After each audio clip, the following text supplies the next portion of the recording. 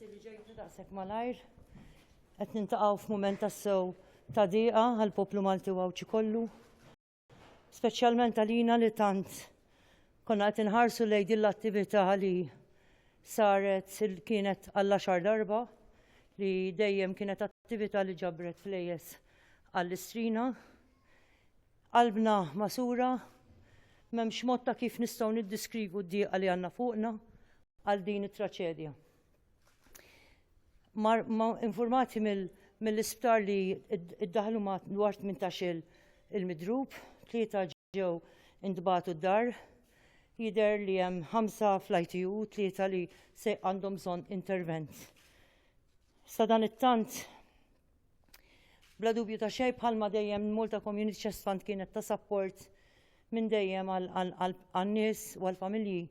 Bl-istess mod nixtieq li nkunu ta' support għal midruba f'dak li għandhom bżonn, imma għal familjari wkoll tagħhom, imma wkoll għal dawk li kienu preżenti waqt l-inċident u li għalkemm ma weġġawx imma jekk probabbilment ikollhom bżonn ta' support psikosoċjali. U allura se nkun qed inħabbar żewġ linji ta' telefon biex dawk li kienu preżenti għall-inċident u jħossu li għandhom bżonn din l-għajnuna, il-Malta Community Trust Fund kif dejjem tagħti l-għajnuna terġa' tagħti din l-għajnuna ovvjament lil dawn l-individwi. Jistgħu jiċemplu fuq 21 226 jew inkella għada filgħodu 21 240 568. Ma nafx hekk ħadtuhomx nista' nerġa' nirrepetihom. 21 226 226 21 240 568. Dawn huma żewġ numri tat-telefon fejn dawk preżenti waqt li sar l-inċident li jħossu li għandhom bżonn din l-għajnuna għandhom jagħmlu kuntatt ħalli bħalma dejjem nagħmlu nagħtu l-għajnuna tagħna wkoll. Sadattant sarna wkoll iż-żjara li kellna nagħmlu, kellna nitilqu fil-5 ta' l-ofsinhar lejn l-Ingilterra biex inżuru l-pazjenti Maltin li qegħdin rikoverati fl-isptarijiet ġewwa Londra għaliex dan l-moment fejn nkunu propju Malta biex nkunu ta' support għal dawn il-familji u għal dawn il-pazjenti li hemm l-isptar. Irrid imma nirringrazzja li lil dawn in-nies, lill-Korp tal-Pulizija, lill-Forzi Armati, lid-Dipartiment tal-Protezzjoni Ċivili, l-Ajruport ta' Malta, Internazzjonali ta' Malta, lir-Red Cross u l-għexieren ta' volontiera li kienu spettaturi hemmhekk, nurses, first aiders, ħansitra anke tobba li kollha fil-pront taw l-għajnuna tagħhom. Imma mbagħad ukoll irridu nagħtu ħajr minn qalbna lill-drivers tal-ambulanzi u t-teams mediċi u paramediċi tal-ambulanzi u l-Dipartiment tal-Emerġenza li kulħadd ħadem mod sinkronizzat għall-aħħar biex propju dawk li weġġaw setgħu jittieħdu l-isptar jibdew jingħataw il-kura fil-pront. Bħala waħda mill-organizers tal-event, ma nafx forsi tista' tispjegalna x'precautions kien hemm għal xi inċident bħal dan. Le, ara bħalissa qed issir l-inkjesta maġisterjali u bla dubju ta' xejn maħniex f'qagħda li aħna nistgħu nikkummentaw. Irridu nħallu l-proċess kif għandu jkun, ħalli jimxi bi proċedura li għandha tkun u rridu nkunu etiċi fl-affarijiet. Ma nistgħux ninżlu naqbdu naslu għal konklużjonijiet.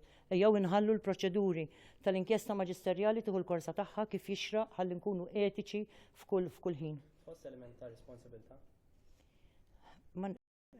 Responsabilità lejn il-poplu tagħna f'kwalinkwe xi ħaġa li tolqtu ħażin inħoss jiena. X'inha l-President tal-pajjiż. Inti kellek laqa anke mal-volontiera x'kien l-eżitu tagħha? Jiena mort fuq il-post fil-pront li għalulna bl-inċident, mort hemmhekk dak il-ħin waqt li fil-fatt kienet għadha għaddejja fil-bidunet ħanejdu hekk. Ovvjament ma tantx stajt nagħmel minix medika u allura anke ġejna mitluba biex nitolbu lin-nies jarsqu ħalli jkunu jistgħu jaħdmu n-nies mediċi u paramediċi. Dak ma kienx il-mument fejn nista' nagħti għajnuna per se. Imbagħad mort Mater Dei biex nibdew nilqgħu il-pazjenti u nduru wkoll mal-familjari. Rġajna tlajna fuq il-post u morna naturalment nagħtu il-kuraġġ lin-nies li fl-aħħar mill-aħħar xorta rridu jkomplu iżarmaw l-affarijiet għaliex ovvjament dik hija parti mir-runway u trid tiżarma f'ċertu ħin u l-affarijiet iridu jkunu f'posthom.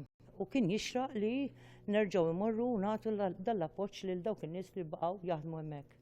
ċen s-sajt ma xie rabat tal-personi li ġew medruba fil-Spanja per Iva. x'kienet is-sitwazzjoni? Hija traumatizzanti u jiġifieri kulħadd qiegħed ilu nnifsu fil-żarbun tagħhom dawn in-nies li inti tkun qiegħed id-dar u f'daqqa waħda xi ħadd iġempillek u jgħidlek isma' għandek it-tifel qiegħed l-isptar hija xokk qed nagħti eżempju. Kif kien xokk għalina qegħdin hawnhekk qed nippreparaw qed nippakjaw biex naħsbu għall-ajruport u f'daqqa waħda qed jgħidulna bl-inċident taħseb wara meta il-persuna tkun parti mill-familja tiegħek. Hemm jaħseb li tgħinu lil dawn il-qraba issa b'mod dirett mhux biss dawk li ħabbart, imma jekk hemm xi għajnuna, xi terapija jew xi trattament li jridu jingħataw barra minn Malta, hemm jaħseb ukoll? Kif dejjem nagħtu l-għajnuna bħala Malta Community Trust Fund nibqgħu nagħtu l-għajnuna u aħseb wara f'inċidenti bħal dawn.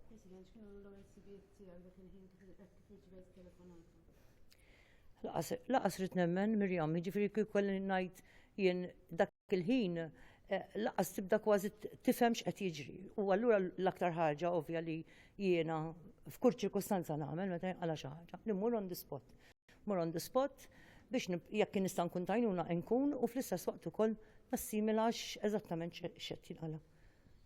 Il-attività Ġifieri id-dieqa mhux ħanissi ngħid, jien xtaqt nibki, s'issa ma bkejx, ma ħejġu l-mument fejn ħanibki. Għaliex kull wieħed u waħda li weġġaw dawn huma parti mill-familja tiegħi, mill-familja Maltija. L-attività kienet koperta polza tal-assigurazzjoni. Iva, bla dubju.